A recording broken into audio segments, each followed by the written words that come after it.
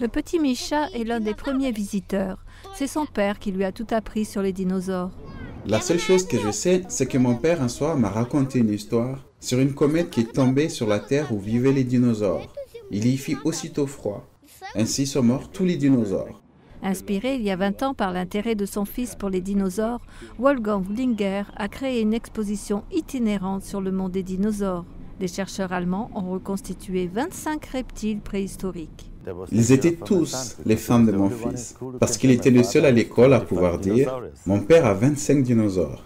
Les modèles continuent d'être peaufinés d'après les dernières découvertes scientifiques. Maintenant, les dinosaures paraissent très réalistes avec les reconstitutions très précises de leur taille et de leur couleur. Le diplodocus se tient debout et mesure en taille réelle près de 30 mètres de haut. Les scientifiques déclarent que le diplodocus avait 2 cerveaux, l'un dans le crâne et l'autre à la fin de la crête de sa queue, afin de contrôler la queue et les membres.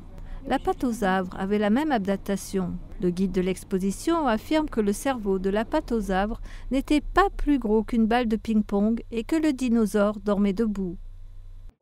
Les genoux de l'apatosaure avaient des verrous qui fermaient ses jambes la nuit, de sorte qu'il ne tombait pas quand il dormait. L'exposition montre des scènes possibles de la vie des dinosaures. Certaines pièces dépeignent des attaques de prédateurs et des combats de dinosaures.